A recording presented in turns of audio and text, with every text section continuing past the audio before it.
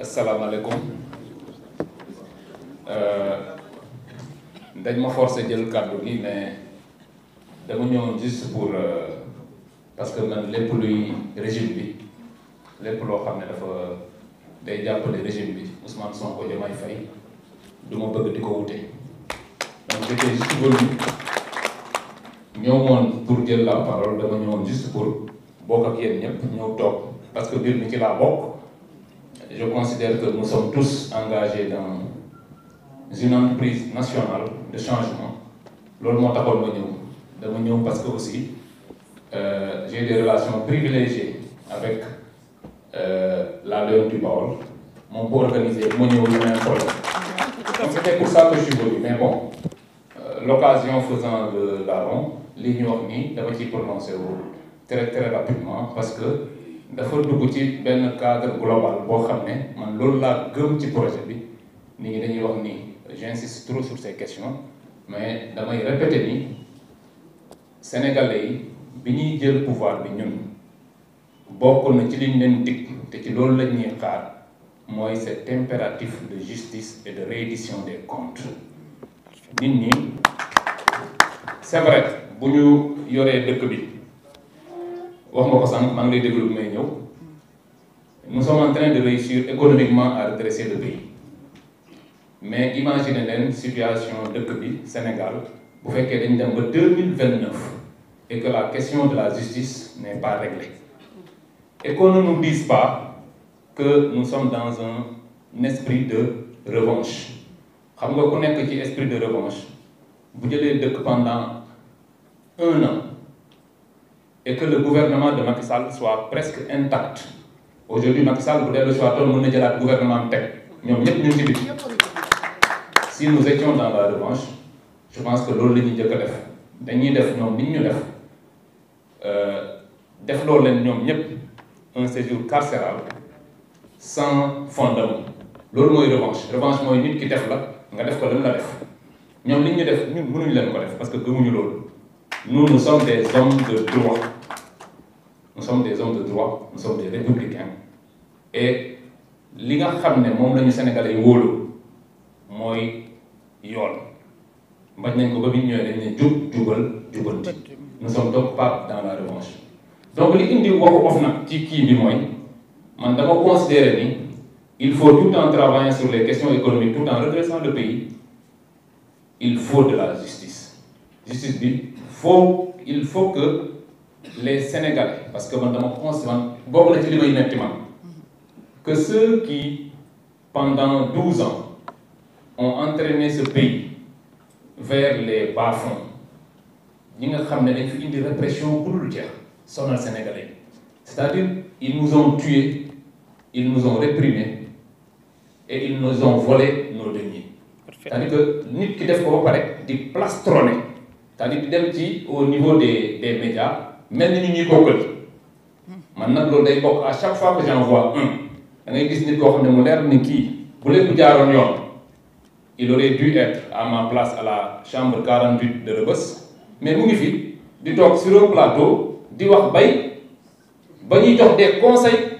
en matière de respect des droits di joxe des leçons même de droit des gens qui devaient être derrière les barreaux bari nañ fi pour man nag un pays ne peut marcher avec autant de criminels dans la rue loolu mënul nekk moo tax ñuy proposer entre autres parce que dañu ne reddition des comptes ñoom ñëpp baax na ñuy réfléchir naan non il faut qu'on règle les problèmes il faut qu'on rende justice reddition des comptes mais loo gis ci àddina y a ce qu'on appelle la stratégie man nag damay réfléchir beaucoup en matière de stratégie comme eux d'ailleurs en son temps bi leen Ousmane Sonko sonale autour de Macky Sall il y avait un certain nombre de conseils qui lui ont conseillé de mener des rafles systématiques contre les militants de Pastef ce qu'il a fait daf ñu rafler il aurait pu réussir son coup n'eût été l'intelligence de Ousmane Sonko et de tous ceux qui étaient autour de lui je pense que vous en étiez liggéey nañ ci lu bëree bëri Ousmane Sonko nekkee kaso mais l'intelligence ça a été de dire puisque téye nañ ma xaaral ma choisir non pas une personne mais 5 personnes. 5 personnes. daal di pare benn nit. c'est du génie politique. loolu moo tax ñoom bi dañuy doon réfléchir il faut qu'on réfléchisse. aujourd'hui il y a un certain nombre de choses qu'ils ont pu faire da ngeen di gis fii un DAGE nit koo xam ne normalement écoutez moi je suis inspecteur des impôts bu ñu ma njattoon tey ne ma boo génnewul 150 millions dem kaso je vais en prison. léegi imaginer nag ñoo xam ne man damay jot 2 fois ou 3 fois ñoom li ñuy jot ñoom ñu mën a génne 150 millions d'un coup. donc da ngeen di imaginer aujourd'hui ñoom am na lu ñu def loo xam ne nëbb nañ ko.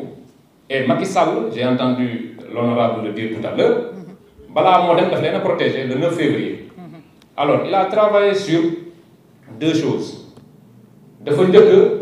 jële fi CREI dindi na ko parce que dafa ni fii dès que je partirai en laissant la CREI la première des choses qu'on fera contre ma famille politique c'est la CREI parce que moom xam na leen ñoom ñëpp xam nañ ni c'était un système global organisé de prévarication ñoom xam nañ ko te mu dindi CREI alors en enlevant la CREI mu jël l'essence de la CREI c'était l'enrichissement illicite mooy maanaam nga am alal boo xam ne yow munoo wax nit ñi foo ko jëlee nga jékki-jékki rek nekk milliardaire ñu ñëw ne la yow milliard bi foo ko jëlee te yoroon suñu gafaka réew. alors bi mu dindee CREI dafa jël la compétence de la CREI parce que créé na parquet financier mënoon na jël compétence en matière d'enrichissement illicite yóbbu ko parquet financier bu ko fa yóbbu woon enrichissement illicite day yomba def dafay yomb trop non il a préféré yóbbu ko OFNAC ba pare et OFNAC la particularité c'est que kuñ fa teg aujourd'hui tu as un mandat kenn du la fa jël il a mis là-bas un personnage particulier ku ñëpp xam fii Serigne Bassirou. vous pensez que Serigne Bassirou moom dina fi wax ki benn sénégalais ne ko dañ lay poursuivre en matière d'enrichissement illicite mais il n'en fera rien du tout on l'a mis là pour que genre procédure yooyu na ko geler pendant tout son mandat alors donc parquet financier sax bu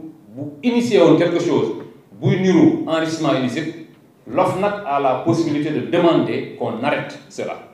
donc l'OFNAC aujourd'hui est le siège de l'enrichissement illicite. Tout à fait. Et ki fa nekk aujourd'hui ñi nga xam ne parce que tey li enrichissement illicite li tax mu am solo mooy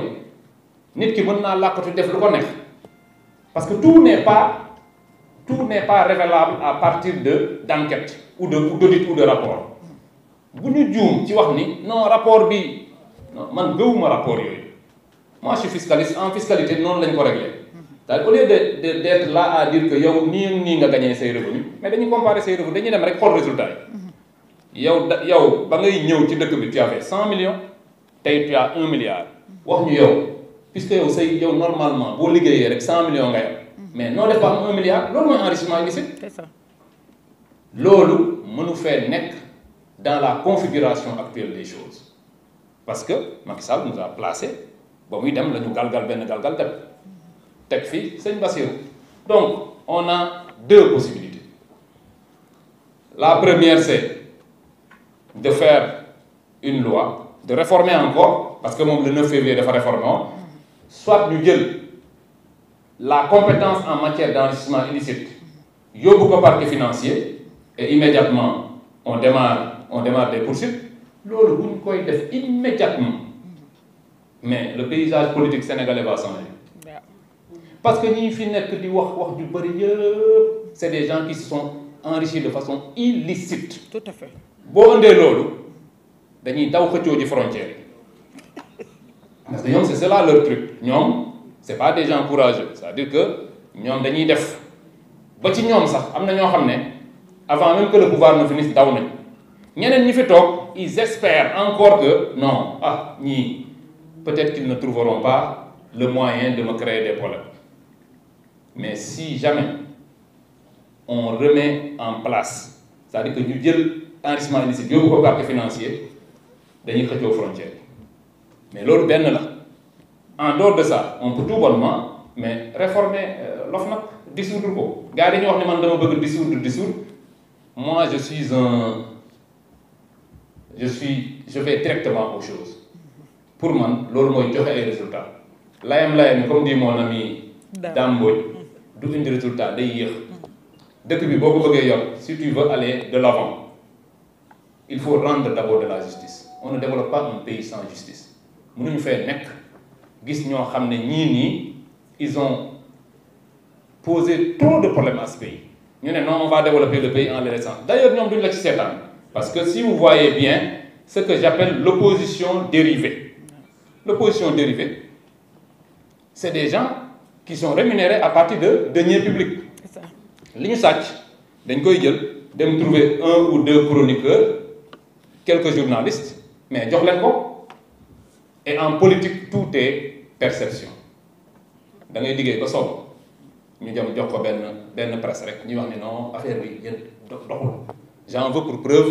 le port autonome de Dakar aujourd'hui mais c'est une catastrophe boo dégloo waa presse bi le port va très bien donc lan la c'est parce que ñoom ils ont les moyens de payer une certaine presse loolu mooy l'opposition dérivée c'est-à-dire que ñoom taxawuñu jàkkaarloog ñun non dañuy jël ay nit fay leen ñooñu jàkkaarloog ñun mais comme l'a dit le président Sonko mais ñooñu ñuy fay effaçons-les bu ñu leen effacé kan la ñuy jàkkaarloog mais la véritable opposition et opposition dégg naa la sànq nga koy wax ñun li neex ci ñun mooy nos principaux opposants mais ont commis des crimes et délits qui à tout moment peuvent les amener vers la prison y compris les nouveaux opposants du ma leen tudd nag les nouveaux opposants des gens le pétard mouillé là mooy ki ma tuddee l'invertébré politique nga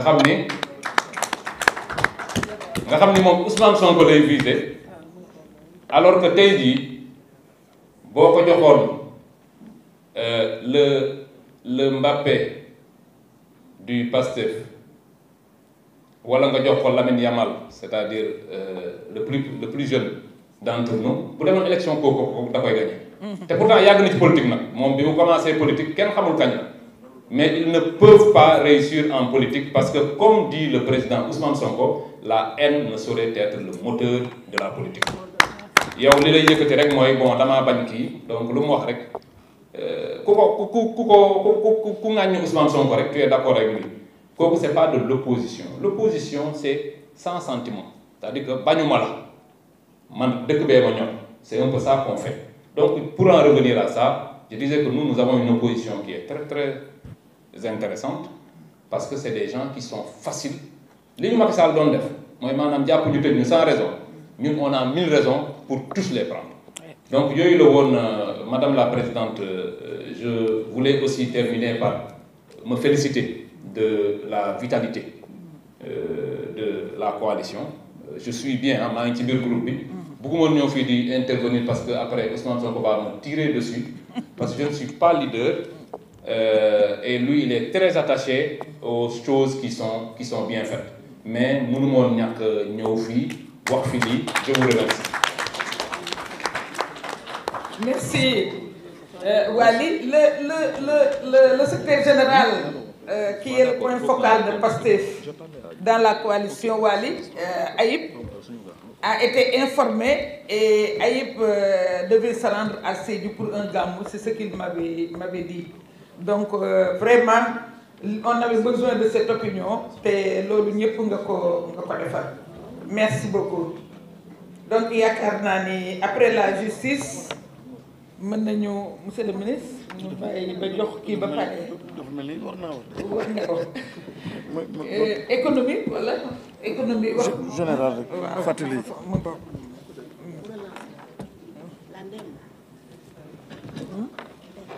asalaamaaleykum ma xaar Pape waaw d'accord nee nañ ma xaar Pape waaw maam jaar la